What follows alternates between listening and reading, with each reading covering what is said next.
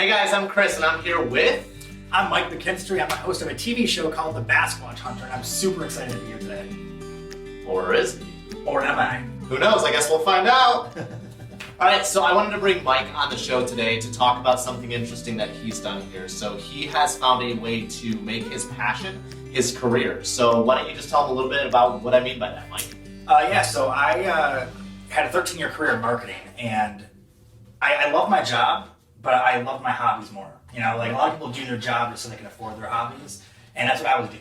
And then I had this weird moment, actually. I was on the water, I was out fishing, and I had a client call me up, and he's like, hey, can we have a meeting really quick? And I was like, yeah, hold on. And I set the phone down, and he could hear me fighting a fish. I picked the phone back up, he goes, hold on, we'll talk about that later. Are you fishing right now? And I was like, yeah, I'm sorry, man, it's a Wednesday, like I fish on Wednesdays. He's like, what lake are you on? He met me on the lake, and I took him out fishing that day. We had 5 minutes of our business meeting and like 4 hours of fun, and I was like, you know what, this is what I need to be doing.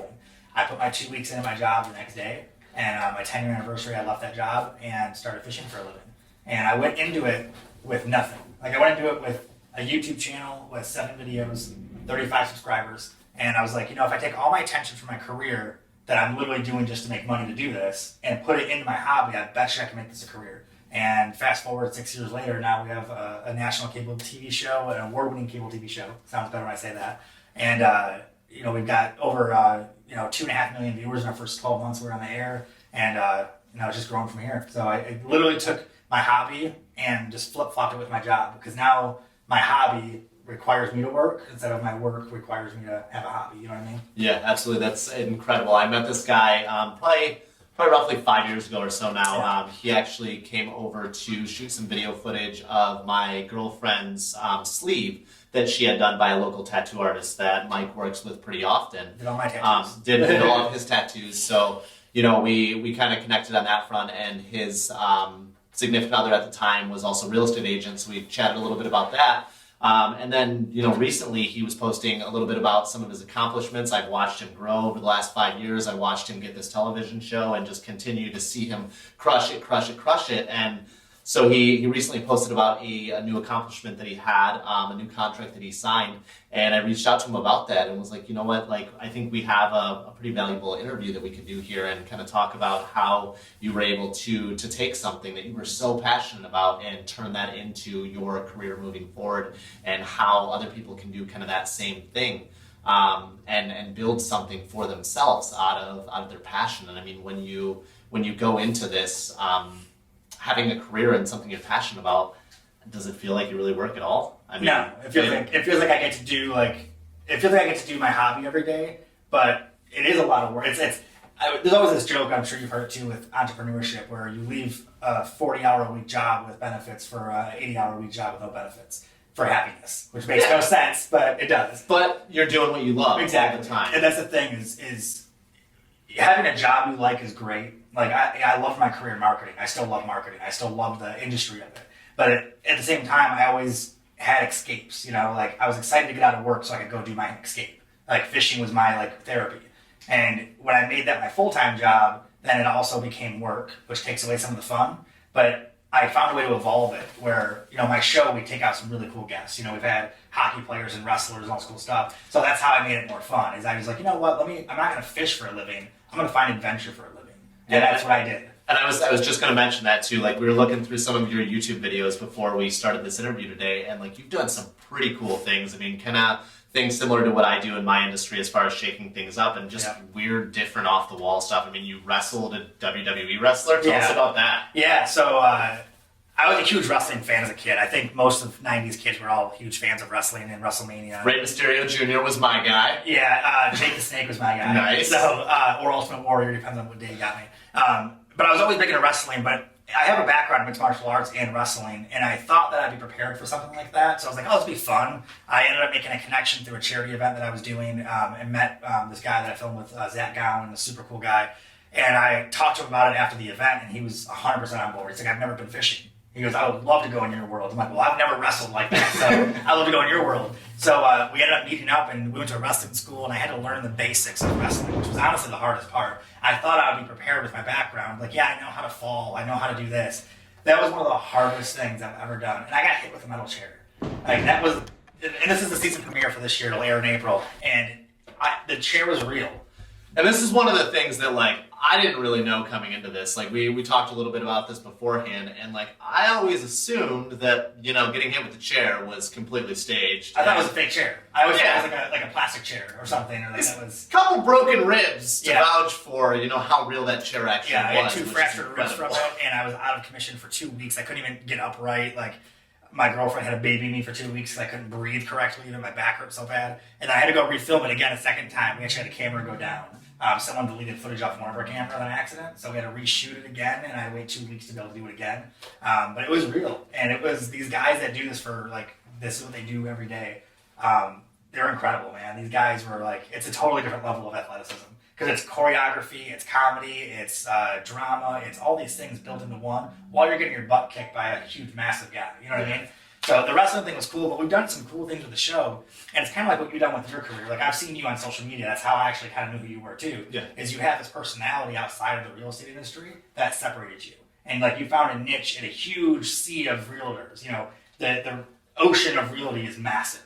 There's a lot of fish in that sea. You know what I mean? No pun intended. Yeah, exactly. Right? Yeah, there's a lot of fish in there, so to be able to stand out as a different fish is tough. You found a way to do it through Inked Realty, and it's super cool what you did. Like, I always tell people, like, I'm always mentioning about that. Like, yeah, I know a guy who actually played off of, like, being tattooed and, like, you know, being different. Instead of trying to hide it, you know, you used it, you embraced it. Yeah, that's what I did. I built a brand around it, and like it kind of goes back for me. I have a career in management. I managed a bicycle shop for 12 years, and I used to go out to California to specialize bikes once a year for some business management courses.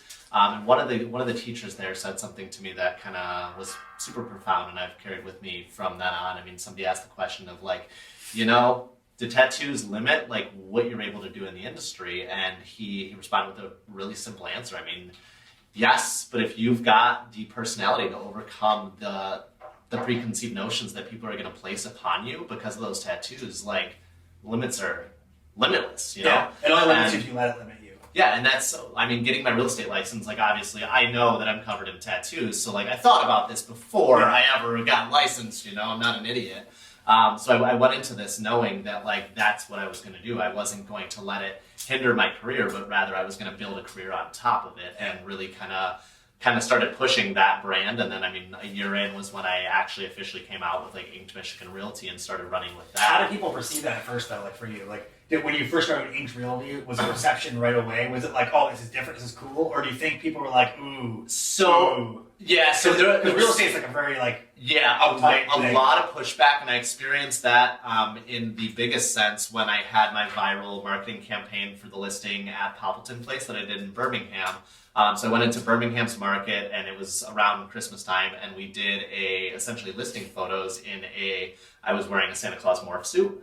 I remember seeing that on social media too. And my lady was wearing a sexy Mrs. Claus outfit, and essentially these were our listing photos that went out to all the websites. I mean, Zillow called me. This is Birmingham too. Yeah, it's the Birmingham market. Yeah. So, like, Birmingham, Michigan, one of the richest communities in the United States, and, like, honestly, if I would have done it in Pontiac or Waterford, I don't think there would have been a whole lot of pushback, but the fact that I did it in Birmingham, it pissed off a lot of Birmingham agents. Which is great. And I got a lot of grief for it, and I had a lot of people talking shit. I mean, Channel 4, when they did the interview with me, they also interviewed one of my biggest shit talkers and put her on the air with, like, her opinions on it. But, like, at the end of the day, like, it doesn't matter. I mean, the condos in that unit, I mean, none of them had sold for a year. I had to do something different to get my client's property into the eyes of a potential buyer, and that's exactly what I did. I mean, over the course of 24 hours, I was able to bring in 1,500 or so leads on that property,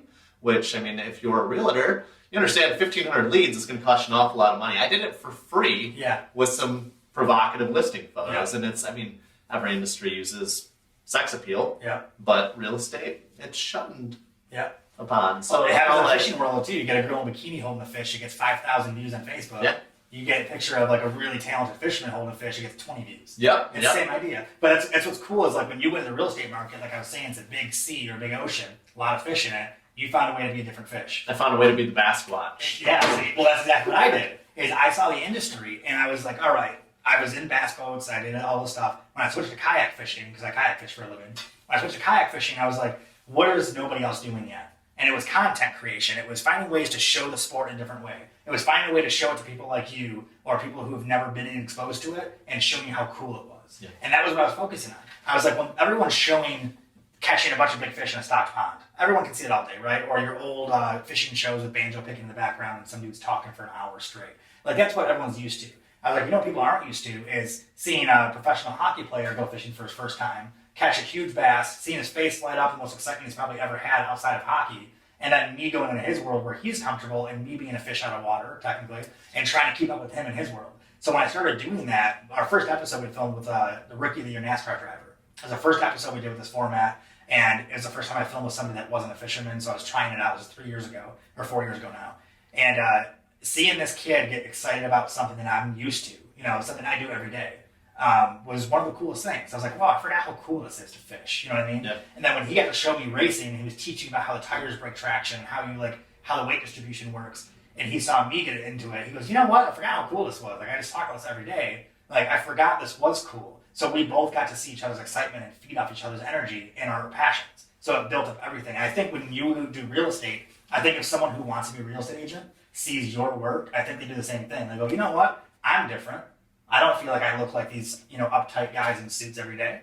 I could do what he does. And then you get to encourage a new generation of people to follow your footsteps and do something different than what you're doing even. And that's what's cool about it. It's what's so rewarding about being different, is that you make other people see that it's okay.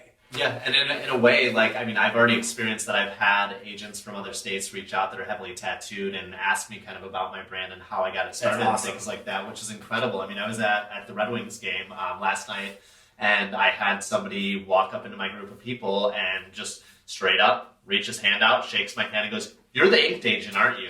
And what gave it away? Was it the ears? I'm sure it was the ears. I've got a pretty recognizable look here. Yeah. So, but I was in the middle of a conversation with a group of 5 or 6 people, and 2 of those people I had never met before, and for that to happen, while meeting new people, it was just like, oh my God, it's instant gratification.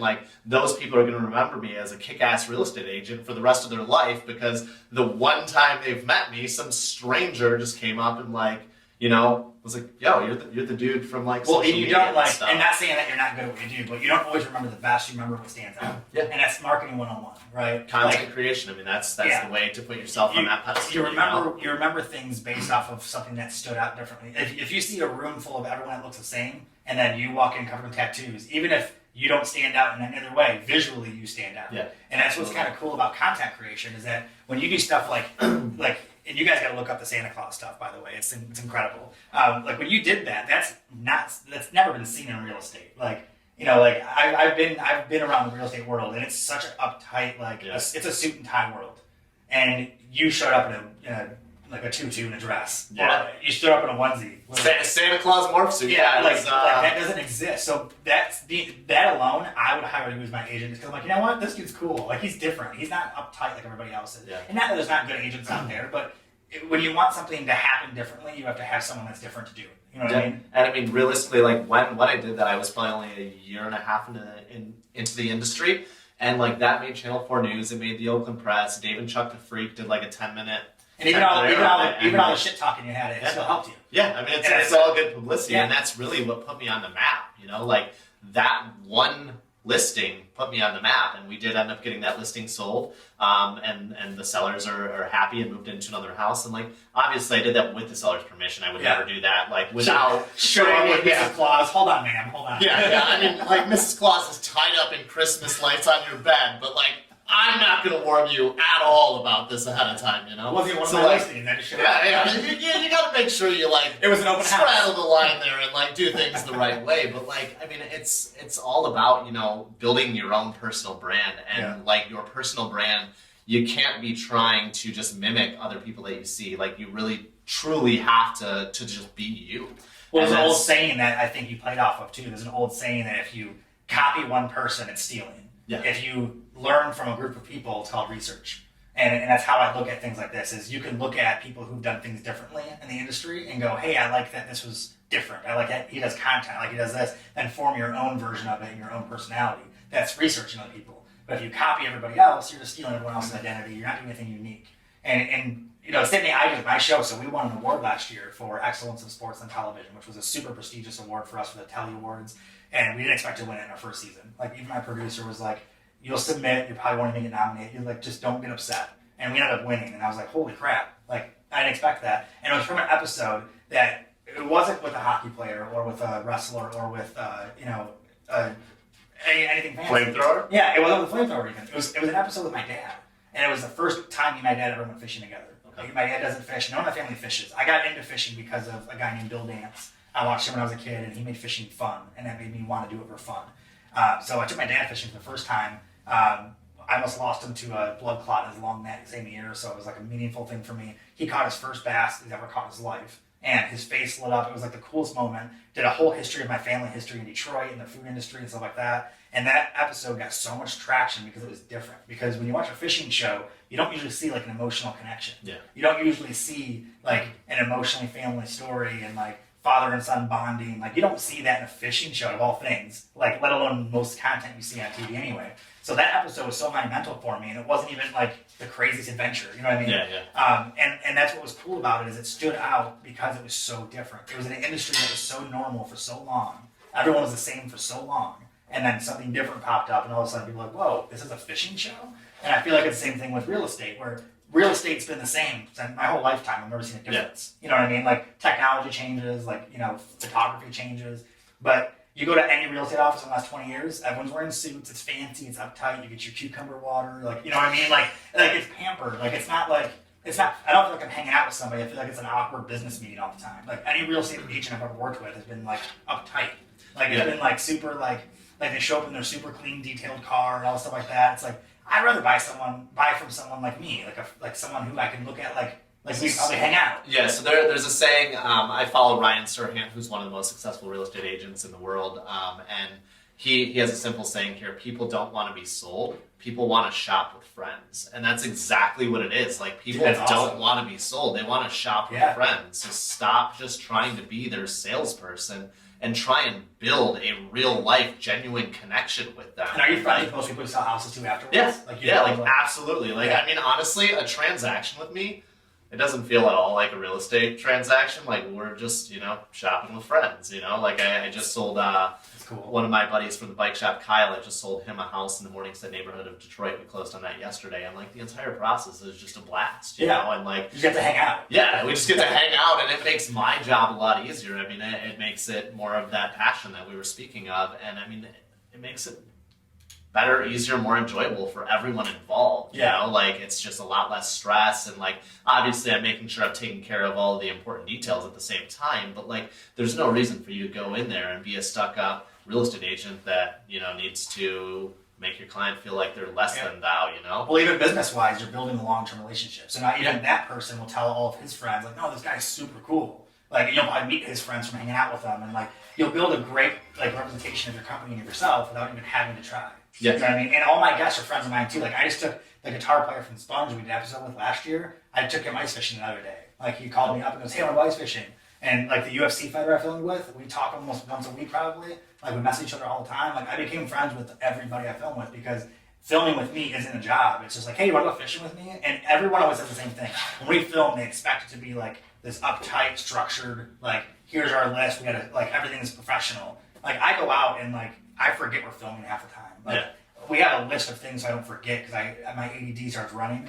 And I'll just get in the moment, like, oh my God, I'm snowboarding with an Olympic snowboarder right now. I forget everything else. And my producer's like, "Hey man, we have this list, we need to get this shot." And I'm like, "Oh yeah, we're working. I'm sorry, I know we're talking, but we gotta get this shot real quick, sorry." You know what I mean? Like, yeah, and that's honestly, like, that's what I was most excited about, like, getting here and starting to talk to you today. Like, this all transpired off of a random, I think Instagram post, was it, or Facebook? Facebook, both, but yeah, Facebook. Okay, so I just, commented on a Facebook post of Mike's talking about some new achievement that he just accomplished, and slid right in my DMs. Slid right in his DMs, and I was like, "Yo, do you want to do like a double interview style thing? Just like real up pace, like upbeat, like no sort of organization, just all over the place, not planned out." Yeah. And then like, here we are, like 4 or 5 days later. And I said yes immediately because I see your brain all the time, and I'm like, "Dude, this dude looks like he's so much fun.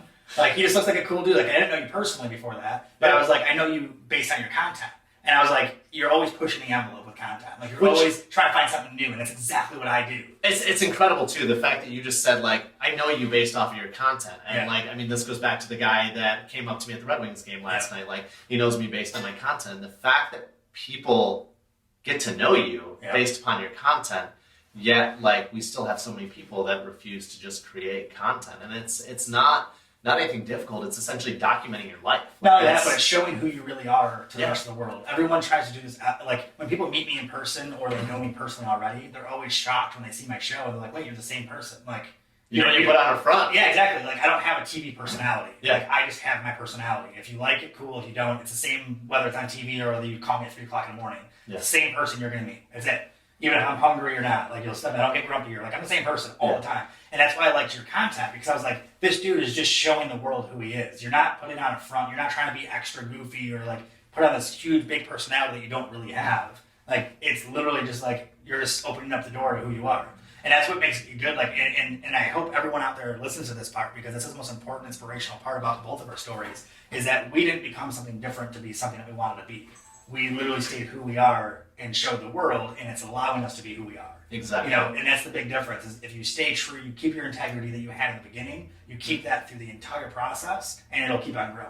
You know what I mean? Yeah, and it takes me back to like day one of real estate. So I started with the Keller Williams, and I listened to person after person like telling me exactly what I needed to do to be a successful real estate agent. You know, like I had a cold call from this hour to this hour, and I had to do this and that, and I really struggled in my first year and a half while I was, sticking to that. I mean, sticking to that golden rule that everybody else had told me, like, this is the only way there is. Yeah, well, because you're different. Yeah, and then the second, the whole time I'm listening to this, I'm like, we live in a digital world. There's no way that this is the best way to sell real estate. Like, lead generation doesn't exist on phones anymore. Yeah, there's something bigger and better than this. Like, I don't need to be cold calling people. When people cold call me, I personally hate it. I think there's still a place for it. Yeah, I think there's still a place for it in the industry, but it's not for me. That's not how I'm going to get my leads.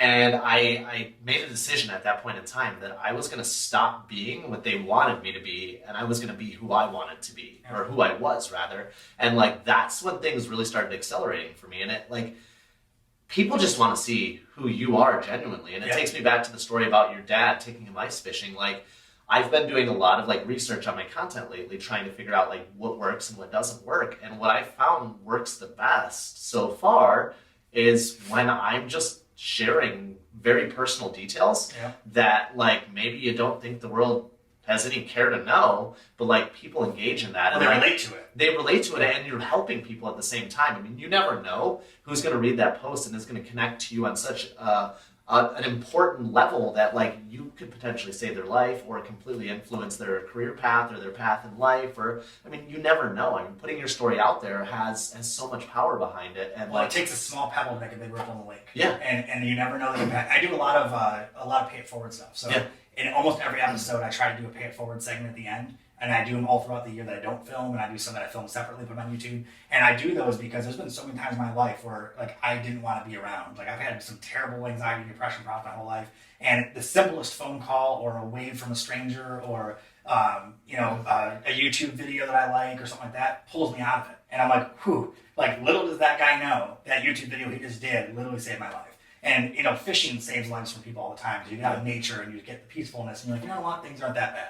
And it happens all the time, but the pay it forward stuff I do, literally that's what motivates me is when I buy someone food at a restaurant just to surprise them and I see their face light up. It's the best thing in the world because I'm like, that guy could have been having the worst day of his life. We all have our own struggles every day, Well, you never know if people show them or not. Most men are trained to not show them, so we don't show them. But there's been times I'll walk around Walmart and hand out gift cards for people's groceries. People break down in tears. And they're just like, you don't know what I've been going through. I couldn't even afford, I was trying to figure out how I was going to pay for this. And thank you so much. And I'm like, it's only $50. Like, it's a lot of money to anybody, but at the same time, like, that's what it took to get you out of your funk where it could have spiraled you into, bad habits or worse, or you had to choose between this or your kids. Like, here, like last week, I actually saw a post on, every area has like their, like, White Lake, Highland, they all have their own Facebook groups.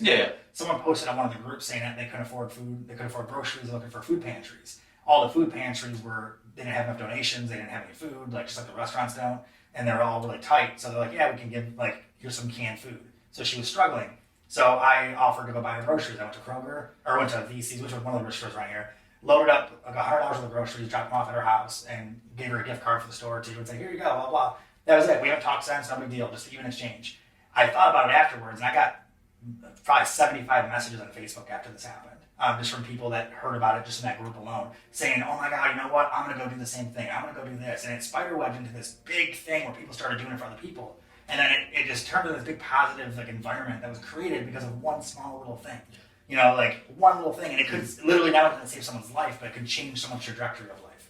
You know, like doing things for others is, I started doing this when I was really young. I love just giving things to people. I always felt like I was privileged because I had something, not because I had a lot of it or because I had a lot to give, but because I had something that this person didn't. And I was like, well, I could share this. Then we both could be happy, right? Yeah. So I started doing that at a young age and realizing the impact it has on people. And like you said, just sharing your own stories could change people's lives. And I see that doing the pay it forward stuff. I see it doing my fishing show where people tell me they got into fishing and it literally changed their, you know, their PTSD, or it changed their depression, or it gave them an outlet to do something different. Or even guests that have come out with me have said the same thing. They're like, you know, we never knew this existed. Like this changes my whole outlook on things. And just sharing your story with people lets them know that they're not alone. Like I like that you're tattooed because I'm tattooed. Yeah. And I've had meetings with big time sponsors where they've literally judged me and they've looked at me and just went, like, you don't fit our image. And I'm like, what? Like, you don't like my sleeves down. Is that better? Yeah. Like, am I acceptable for you now? Real estate to me has always been such an uppity thing. Like it's such a uptight like business transaction. It's very serious. It's very formal. So when I saw you come out on social media and I started seeing all these posts from you, and I was like, this dude is just showing who, like, you're not covering up your tattoos. You're showing them. No, like I've seen shirtless pictures of you on your business page, and you're just like, here I am. Yeah. But that's cool because that inspires people like me who are covered in tattoos to be like, you know what? Maybe it's not big. You know what? Let me roll my sleeves up. And that's honestly the reason. I think the post you're probably referring to. I was holding a Realtor magazine, no shirt on in it. That's exactly what it was about. Was to show people that like you can be in business professional industries and still be heavily tattooed and be proud of that, and like not have to hide behind. Well, it doesn't change your success either. No, like at all. It doesn't affect your sales. And like the worst I've ever gotten from my tattoos is like very often I get the stereotype. They instantly look at me and you can tell that they want nothing to do with me right off the bat. But back to personality, like you have the personality to overcome that, and like within 5 minutes, they absolutely love who you are because you know you're a great person. You're an and then they see the art of it too after that too. Yeah. I get that a lot too. Once people get to know me, they're like, "Oh, you know what? Your tattoos look great though. Like they're so artistic. And tell me the story of them. Or what does that one mean? What does this mean?" And then once I tell them what they mean, they're like, "Oh, like they're not like from a prison gang or something like they." Yeah, no, you know, like, they actually cost an awful lot of money too. Yeah. So it doesn't mean that we're like just broke people getting prison tattoos all the time. Like it's a collection of art. Yeah. It's an art gallery on our that jacket might have cost a couple $100, but this sleeve cost me $1,000. Right? Yeah, but it doesn't make the person. It's just an expression. And that's why I look like people can dye their hair blue, and that's cool. But I can't have a tattoo. You know what I mean? It's just a way to express something. It's been nice. I mean, the last few years I have noticed it's becoming a little more mainstream and a little more accepted for sure. But I think we still have a long way to come with that. I wanted to kind of jump back to what you were talking about as far as like your depression and that goes. Yeah. And obviously, I just keep hearing more and more of more similarities between us. And like I'm a recovering alcoholic, so been sober for a little over 8 years now, and like that's something awesome. Like. I mean, I'm super proud of that, but at the same time, like I open up about this to help other people. Like it's incredible how many times I post like my sobriety birthday, and like somebody will reach out to me asking for help, like asking how I got started. That's and awesome. Like to be able to help someone with that is incredible. I mean, just by simply posting something just and then reaching out and realizing that like, you know, this kid can relate to me. Like he's got the same issues that I struggled with. Maybe he can help me get to a starting place of like, this is what's going to change my life. And like, but you turned that into a positive though too. That's what's inspiring about it. Yeah. Not just that you stopped, you know, the addiction you had, but you turned it into something successful. Yeah, and I'm proud to be an alcoholic. You know, I'm a recovering alcoholic, and I'm proud to say that like on camera for all these people to see, because like it has completely changed who I am as a person. Yeah. Like I am such a better person today after recovering from a hopeless state of mind and body than what I was before, because like getting sober taught me a lot of just good aspects of life. You know, it taught me how to be kind. It taught me how to be empathetic. And like those are the things that make me who I am today. Like, I mean, if I had to choose a couple defining characteristics, like kindness and empathy are going to be right up there. Yeah. And like today, especially in social media, like we live in a world that is filled with hate and anger. Oh, and yeah. like, well, fire spreads faster than water. Yeah. I would say. And generally speaking, it's fun to like dive into like analytics on social media and content and stuff, because what generally performs best is hate and anger. Yeah. And It's and emotion. to It plays see, off emotion. yeah, and like to see lately that what is working best for me and my content is actually the kindness and empathy. Yep. is kind of baffling, because it's like the opposite of what does well across most of social media, and that's my strong point. But that's because that's who I am. And Well, everyone by wants me to showing, feel good. It's just harder to share feel good. yeah, and most Everybody people wants won't. to feel good. And like you said, most men are taught to, you know, keep all of that inside and not share any of that with anyone. And being vulnerable on social media and like letting people know like who you actually are as a person, like a lot of people connect to that and can really build off of that and, you know, change their life because of that. So I mean, it's been incredible to see. But yeah, I mean, just overall, I mean, telling your story, documenting your story, I mean, it's made a success out of both of us. Absolutely. And I mean, it's incredible. And to look back on this video 5 years from now and see where each of us are is going to be It's like a time capsule. amazing, you know? Like, all we're doing right now is building a foundation for our pyramid. We're not at the top of our pyramid at all. not at all. And successful people will always tell you this: you never stop building that pyramid. You keep on building more foundation all the way up. You never hit your pinnacle, because then you have no more building to go. You always build. Yeah. And the bigger foundation we build, because like I've had history of depression, anxiety, and suicidal issues, and all these things in the past, and never. I always stayed away from drugs and alcohol because I saw it in my family. I saw it destroy my family, so I stayed away from that part. Thank God, because that would have been. I don't have the right personality for that. Yeah. Like I have a very addictive personality, so. But I stayed away from that. But I went into my depression instead with no help. Like a lot of times people use alcohol or drugs to help the depression to try to get through it. To fill a hole that I had, but then make another hole. All you do is take a hole deeper. Where I just had that deep hole that I had to find another way to do, and that's what this career helped me do. This career, before I started this career, I was in a spot that I hope I never get back to again. And this was my answer: is I needed to find happiness. No more chasing money. No more chasing what I thought success was based on TV and media. I wanted to find inner happiness and something that actually made me feel like who I really was. And that's what this allowed me to do, was to do that. And there's another cool thing too is, you mentioned how sharing your story inspires people and let them know, and seeing where you're at now versus where you were 10 years ago. It's just like incredible. But I filmed with a WWE wrestler. I filmed with a hockey player, the famous comedian I filmed with too. A lot of these guys, their stories were the same thing. The famous comedian I filmed with, he had a very long history of drug addiction, alcohol addiction. He was in rehabs. He was arrested, I think, 15 times before he was 21 years old for drinking problems. He had this crazy, his dad passed away, his mom committed suicide, terrible story. And he's a very successful comedian and host and writer. He's got a book.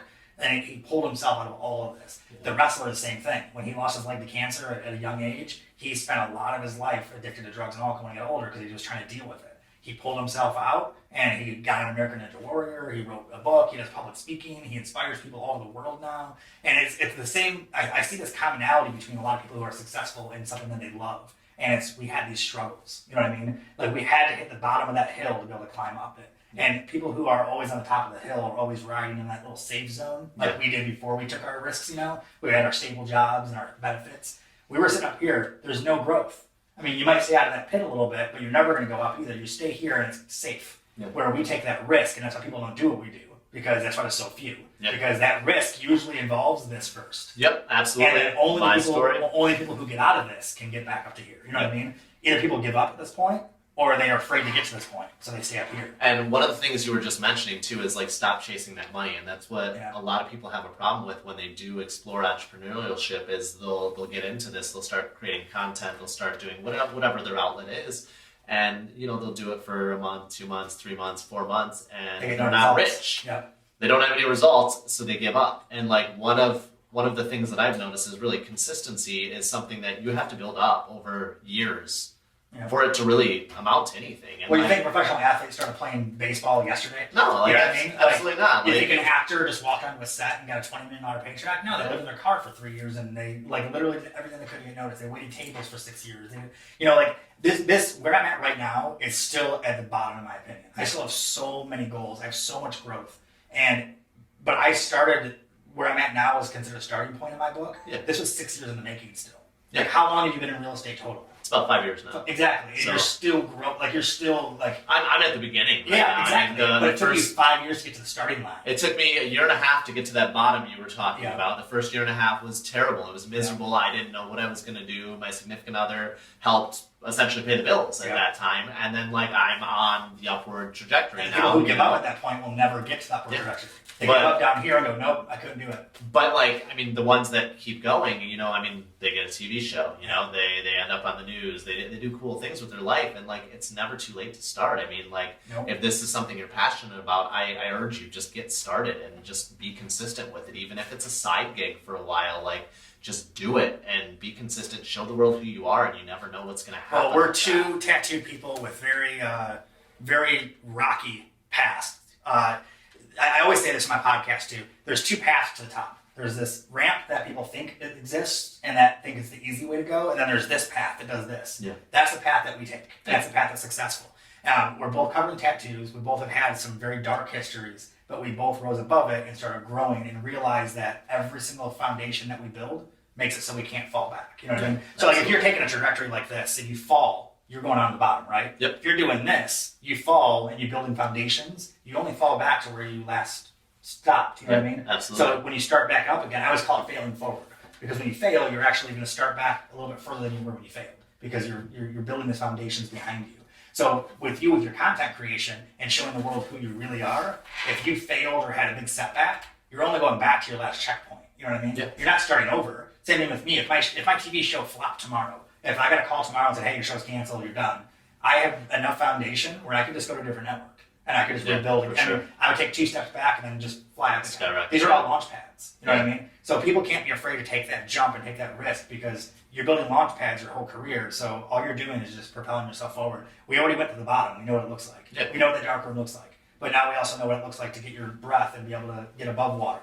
And now we won't go back. Yeah, we don't ever want to go back to that, so we're going to do everything we can. Yeah, we're going to do everything that we can to stay above that. And that's the important part is the struggle. People can't give up on the struggle. And when it's something that you're passionate about, it's a lot easier to do that as well. It's a lot easier to keep grinding when it's your passion. If it's not your passion and you're chasing something that you're not passionate about, you're going to find out pretty quick because when you hit that bottom, you're just going to give up. That's why I do with chasing money. Chasing money eventually, chasing money, it's just paper. It's just material. Yeah. Those come and go. You don't take them with you. You don't leave an impact with money. Money doesn't do anything. Yeah. If I gave you $5 million and you spent it all and you're broke in 6 months, what did it do for you? Nothing, right? But if I give you the opportunity to chase your passion, fulfill yourself, that lives on forever. Yeah, you know what I mean? For sure. And that can be passed on to people. Passing on wealth is one thing because it can be ruined in any generation, right? Passing on passion, passing on the drive and the knowledge of knowing how to get yourself out of that hole, that lives forever. Yeah. That's the most important part. Cool. So I had no idea that this was going to turn into a motivational TED Talk. I don't think either of us did. Wonderful that it's gone there, but I want to spin this back to your brand a little bit. Yeah. So your name, the Bassquatch Hunter. Yes. It's a pretty unique name. It's a sick logo that you've got. Yeah, thank you. Will you tell us where that came from? It's top secret. I was joking. So I had this weird thing when I first started getting serious into fishing, where I wouldn't catch a lot of fish. I would get outfished by everybody. All the girls I was dating. Well, that sounds bad. The girls. Wait, you let them outfish you as well, not just the. I didn't let them. It would just happen. Okay. I would get outfished by my nephews. I would just get out as far as numbers go, and I thought catching the most fish was the most important. But I would always get lucky and I would catch the biggest fish. It just happened. I would just throw my line somewhere and be I don't know how that. You can't pick what fish bites. You really can't. And even now, I know a lot about fishing, and I still will tell you the honest to God truth. There's not that much science behind fishing compared to luck. Luck is 85% fishing. Yeah. So I just started catching the biggest fish all the time. So I was trying to think of a channel name for my YouTube channel. I wanted to find something that was exciting and people would chasing adventures and I just wanted to share what I was doing with everybody. That's why I started my YouTube channel to begin with. Because if I told you I kayak fished, you'd probably laugh back then. In 2015, people were kayak fishing. I'm not gonna fish out of a little plastic thing. I'll fall out of it. But did you put motor on it, or just doing this with paddles or kayak fishing? What the hell is that? Come on, Mike. So back then there was no motors on kayaks or pedal drives, and that's what I have now. Back then it was just like with a paddle, and people looked at it like if you sneeze you flip. That's how kayaks were back then. Well, when I want to tell my buddies, like, oh, these things you can stand up on, you can walk around on, it's better than my bass boat. Like, I can get in small spots my boat couldn't go. Like, I don't even need a boat launch. Like, this thing's awesome. Then I wanted to share it, so I started the channel, and we couldn't find a name. Like, me and a friend of mine and my ex-wife were all sitting there, like, trying to brainstorm, and we're like, what name, like, really, like, pulls everything together because people know what it is. Then we were watching one of my favorite fishing shows at the time. This guy, Dave Mercer, is super cool dude. He's up in Canada. And he was called fish really funny names, like Hydrilla Gorillas and like just like the funniest names. And I was like, man, it's like it was entertaining. And that's why I got into the sport to begin with. So he picked up a huge fish out of the weeds one day. He's like, look at this Bassquatch. And literally like this light bulb, like a huge light bulb went off. And I was like, that's it. Like the one elusive fish you never catch on camera, just like a Sasquatch. That's what I'm gonna name my channel. But I didn't want to name it Bassquatch. I want to name it like I was searching for it. So I called it the Bassquatch Hunter, or Bassquatch Hunter TV was the original name. And originally started out hunting for the biggest fish in every environment. We traveled the country, every different state, every new body of water. We just targeted the biggest fish. After a while, I noticed the biggest fish didn't bring me the joy or excitement. And people who weren't into fishing like you or like anything like that wouldn't care. Like, you caught one big fish, cool, but that was it. But if I caught 20 fish instead and showed you how cool the adventure was, then that's cool. That's going to inspire people. So we kind of changed, the name of the show is the Bassquatch Hunter still, but it's not chasing the big fish anymore. It's chasing the big adventure. It's taking people out who are realtors, who are tattoo artists. I did with our mutual tattoo artist. I did an episode with him. I don't know if did you hear about that, by the way? No, I didn't. So I did an episode. It's a little sneak peek for you guys because I think it's going to air until later this year in the summer. I took Larry Farley, our tattoo artist, took him fishing, which we actually met fishing, which is ironic. So I met him kayak fishing at one of my events. Took him kayak fishing, showed him my world, and talked about fishing the whole time. Then we went in his world, and he did a new tattoo on me, taught me how to do it. Then I did a tattoo on him. He gave me the tattoo gun for the first time. I've never been touched one in my life. I tattooed a Sasquatch the size of my hand on his leg, and it actually came out pretty good. I'm like, I'm not gonna lie, he was actually impressed too. Looked terrible to me, but to him, he's like, yeah, I can have someone fix it. Yeah. He left it alone because he thought it was cool. But that was what I thought was cool about the show, is I wanted to be able to show people, like, fishing can open up opportunities. Fishing isn't just about catching fish, it's about being outside. It's about chasing an adventure. Whether it's on the water, whether it's outdoors, camping, or going for a walk, or chasing your passion in real estate, it's an adventure that you should always take. And there's a movie called Yes Man with Jim Carrey. Have you seen that? Of course I have. I've got an entire marketing scheme planned around that movie, actually. So that's one of believe it or not. So it sounds really weird, but that's one of my favorite movies for inspirational. Do you remember the billboard scene? Yes. Just wait. Oh, jeez. As long as it's better than I Love You Man billboard scene. That's actually a real estate themed one too, actually. Have you seen that? Oh, that's actually the one I'm talking about. Oh, it's not Yes Man, it's I Love You Man. Okay. That's the billboard scene. That's the billboard Yes scene. Man, the base of the movie is to say yes to everything because you never know what kind of adventure awaits behind the answer yes instead of no. No shuts down possibilities. Yes opens up everything. So I have the same problem when I say yes to everybody, which is not a good thing sometimes. Yeah. I spread myself too thin. You get taken advantage of. Yeah, I say, someone's like, hey, can you do this for free for us because we can't afford to pay you? I'm like, yeah. And then I'm like, oh, I missed out on like 8 things I had to do because I'm doing this for free. But saying yes to things open up opportunities, and that's what my adventures and my show is meant for. And I want you to see that I can just call some dude or message him on Instagram and say, hey, I appreciate what you do for a living, whether it's a tattoo artist or a wrestling or a hockey player or whatever it is. And I want to show this to the world, but I also want to show you my world. You want to share each other's passions? People can see that adventure that I'm doing, the elusive adventure you don't catch on camera. And they see that and go, you know what? I'm going to take a jump. You know what? I'm going to jump into real estate, even though I look different, even though I have a different personality. I'm not your norm that fits in a box of real estate. I'm going to take the jump because I saw this dude do that. And I'm figure skating with 2 professional figure skaters this week. I don't figure skate. But if I can do that, then you can do that. Not only 2 professional figure skaters, but I hear one of them can fly a sick drone as well, right? Yeah, he's 13th in the world in drone pilots. Did you know that was a thing, like racing drones? I've heard of it, but I didn't know it was like that. That serious, where there's like a ranking. There's world championships. Kind of a big deal, guys. Yeah, I'm not doing that, thank God. I mean, I fly drones, but not like that. So, but like the fact that someone who doesn't figure skate isn't afraid I'm actually excited to learn about how to figure skate. I'm going to fall a lot. It's going to hurt. It's going to be embarrassing. But I'm going to show off these two awesome people and what they do and their passion. And they're so excited about it. And I took them fishing and showed them my passion. That's what I want people to see in the episodes. I want them to see it's not about catching the fish. We have episodes where we catch no fish, where we skunk the entire time. And it doesn't matter to me. Yeah. Because you get to learn about my guest and what they do and how cool it is that they get to do what I do, and then vice versa. And same thing, like if we did an episode together, might happen. Then you can show me the world of real estate and show me all the inner workings that people don't get to see usually. And I get to be exposed to things that I've never even knew about real estate and how the whole thing works and how the process works and all the crazy hours that go in that nobody sees. And then I get to show you my world and all the stuff that I do, and not just like the fishing side, but the business side and all the stuff I do. And that's what's cool about the show, is that it gives me a platform to show people that it's not scary to take a risk, it's exciting.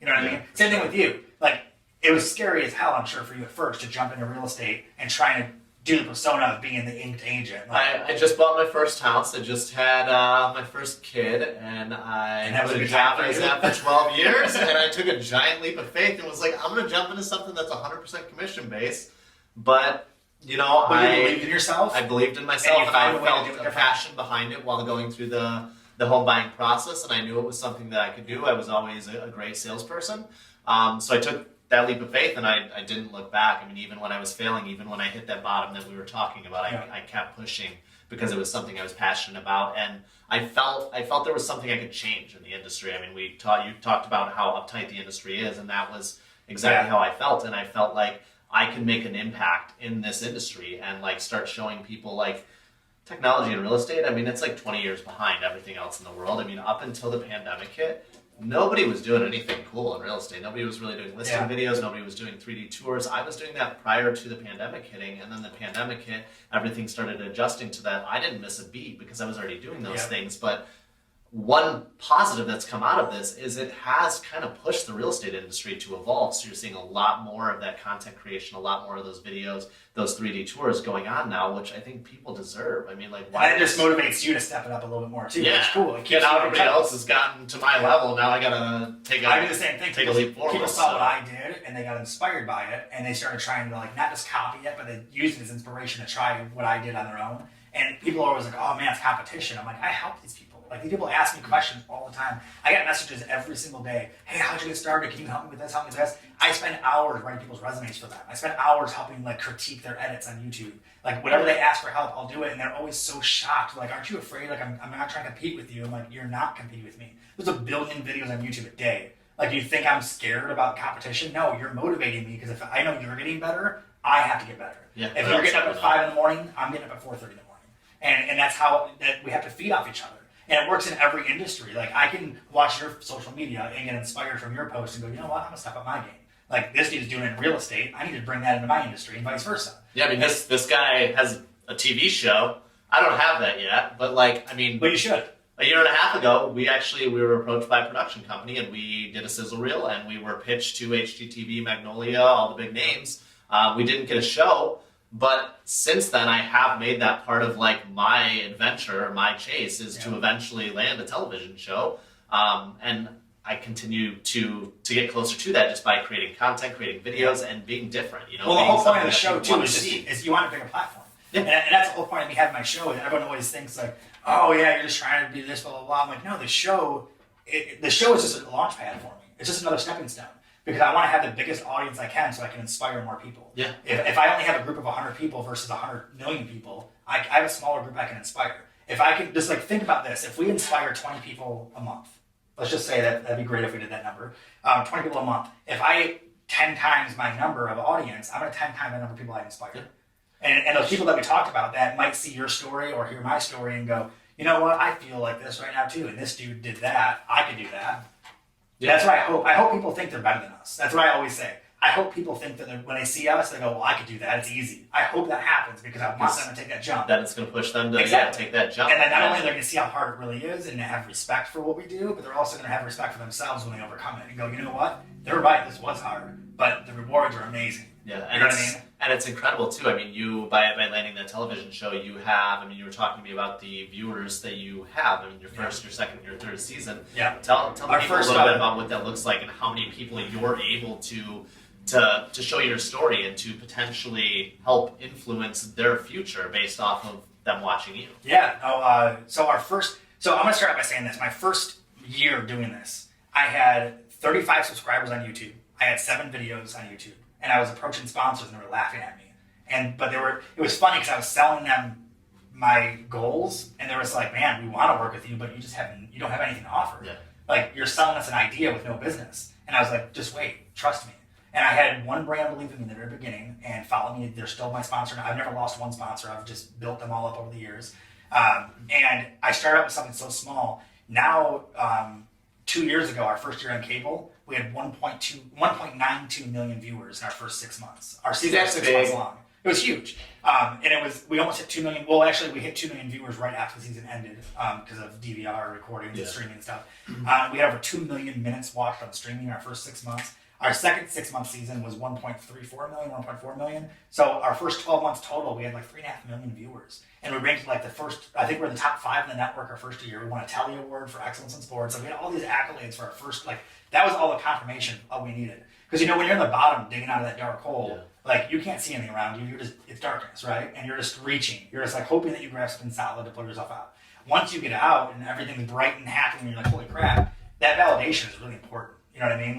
That validation is huge. Like when you got on the news, that had to be so rewarding for you. Just the validation, wow, that was all worth it. Like if you would have let alcoholism take you over, you would have never hit that goal. Yeah, absolutely. And one person in the world, and I guarantee it's been more than one, but if one person in the world has seen what you do and it inspired them to follow your footsteps, that never would have happened if you stayed in the bottom. Yeah, absolutely. So having the viewers that I have, that's what it doesn't really matter. Numbers don't matter to me, really. I don't chase numbers. My YouTube channel's small. All my numbers are small. I don't really care. But it gives you the opportunity to share your story with more people, which means you can help more people, which is the big part of that. And that's kind of why I was bringing those numbers into play, is you've been able to well over 10x by landing this television show. I mean, before and all the pay it forward stuff I've done, we actually just wrote this down the other day. We've helped over 200 people per year. Per season. That's incredible. Over 200 people. We either surprise them with free groceries, we pay for the food at restaurants, we surprise them with donations with stuff.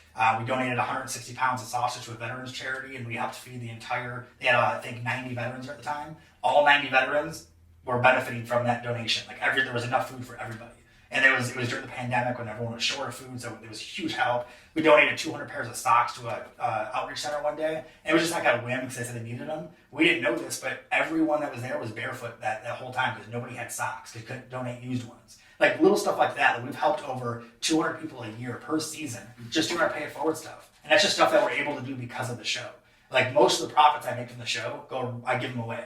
I really do, which is a terrible business strategy. Don't use me for financial advice at all. I'm serious, it's terrible. My savings account's usually bottomed out because I use everything I can save, I use for giveaways. Anytime I go to a drive-thru, even to get a small fry for my girlfriend, I pay for at least one person behind me. And then that snowballs into the person paying for behind them, and it turns into this crazy thing. All the drive-thru restaurants by my house all know me. When I pull up, they're like, "Oh, you paying for everybody again?" I'm like, "Yeah, not today. I gotta wait till next week till I get paid." But it's that platform allows me to impact so many people. And people don't see that. A lot of times in my show, people are like, "Oh, you fish for a living, it must be nice." I'm like, I fish 10% of my job. Yeah. The rest of my job is doing everything else. I donate almost everything I make. And I don't feel like money is one of those things you should chase because you can't take it with you. And I don't want to leave it to anybody because I want people to work for it. You know what I mean? But I can leave an impact on people. I can help change the trajectory of their lives. If the woman I bought groceries for last week, if that gave her a little bit of faith in herself and in humanity around her, that could change her entire trajectory and make her motivated to do more and maybe make choices that will help her get out of the spot she's in. You know what I mean? Yeah. Where if everybody would have just been like, "No, sorry, I can't help you," she could have went down to the dark holes that we've been in. Yeah, and it can even influence other people to start performing these acts of kindness that you're doing by seeing you do this. Yeah. I've always thought, how cool would it be just to document acts of kindness, random acts of kindness for strangers doing. Yeah, you get hate for it like crazy. You get hate for it, but it's to show people that this stuff does still happen in a world that is, it's still fueled by rage and anger anymore, and it's just sickening. And to show people that you can win with kindness and empathy. And I'm reading a book called Crushing It by Gary Vee. So it's a sequel to Crush It. Yeah, he's incredible. But so cool we're talking about this, and in Crushing It, it has a bunch of stories of successful entrepreneurs that essentially how they built their business. And your story, my story, they sound so similar to every single one of these stories that I'm reading in this book. I mean, so the wrestler guy, the comedian guy, we all had these crazy down spots. And it's all like we've gotten to a place where we have no money. Everything we are making, we're giving away. I mean, we're just, you know, being kind, empathetic, compassionate, all these traits. But like, those are the traits that most of these stories share, is those traits of kindness, empathy, well, we didn't get compassion. here by ourselves. We got here with support. Yeah. You know what I mean? Like, whether it was our significant others paying our bills and helping us get started, whether it was our friends helping us out in the beginning when we couldn't afford to pay them, whether it's our fans and viewers and supporters helping us grow, whether it's your clients that buying houses from you specifically because they like your personality and they want to support what you do. All those things, like, we couldn't do it without the people. Yeah. So giving back is honestly the smartest thing you could do if you want to be successful. Like, if you want to just hoard wealth, it's a terrible decision to give back, obviously. Yeah. But you're not going to ever, like, money will ever make you happy. Like, money can buy happiness, sure, it buys opportunity. So money does things. But at the same time, like, I don't give away my rent money. You know what I mean? Yeah. Like, I pay my bills, but then I don't take care of you to be able to help anybody else. But I don't go out and buy a Ferrari. Like, if I won a lottery tomorrow, I would just do my job a little bit better. That's all I would do. Yeah. Like, I have this weird thing where I always make these goals that I can't reach, that I know I won't ever reach, financially. That way I just kind of write them off. Like, I'm like, oh, I want to make $100,000 this year. I don't think I'll be able to do that this year. Yeah. Maybe I will, but if I do, I'll raise the goal to 200,000 because I don't want to reach it, because I always want to feel like I'm always driving towards something. And if I'm like, oh, I'm not going to hit that, you know what I'm going to do though is I'm going to make sure I'm going to go to a restaurant. Actually, next week we're doing this, or sorry, 2 weeks. We're going to a restaurant, local one out here, and there's 15 tables because I already did all the math. I'm going to go in there on a busy morning because the place is packed in the mornings. I'm going to buy everyone's food. I'm going to walk in. I'm just going to tell the waitress, hey, don't tell anybody I'm doing this. Give me everyone's tab. Pay for everyone's tab. I'm going to walk out. Because we had a good month last month. And that's literally all the extra money I made last month. I did the math and said, okay, here's the average meal cost. I'm going to do this. It's going to take all my savings away, but it's going to be such a cool thing to do. And I'm not going to tell anybody who it was. I'm just going to walk out, and that's it. And it's going to be one of those most rewarding things for me personally, because I know out of those 15 tables, at least one person in there is going to be so inspired, they're going to pay for someone else's food. Yep. And then that person will pay for their food. And then someone's going to have a terrible day that day that is going to be like, you know what? I don't know how I can pay for this meal. And it's going to change their entire life. Yeah.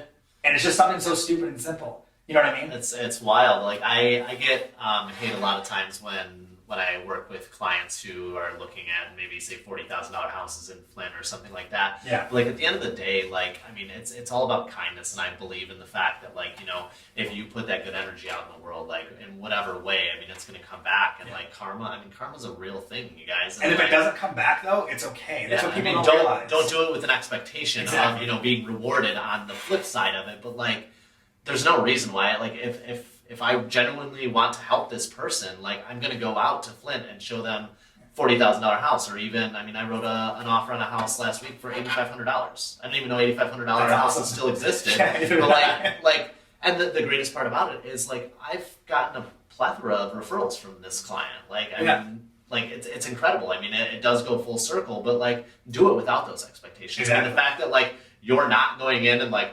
documenting. The one I do document though, I get a lot of hate for those. They're like, oh, you don't have to share it. Yeah. I'm like, you know what though? When I do share it, I inspire people. And I let people like, my favorite YouTuber in the world is someone who does pranks, but also mostly do pay it forward stuff. Yeah. They'll walk around handing out $2,000 laptops, or they'll hand out free cars to people, college students who have cars, and they'll buy houses for people. Like, that stuff is like, that's my goal. Like, that's my real goal of my life, is to be able to surprise somebody. Find someone that's down on their luck and go, you know what?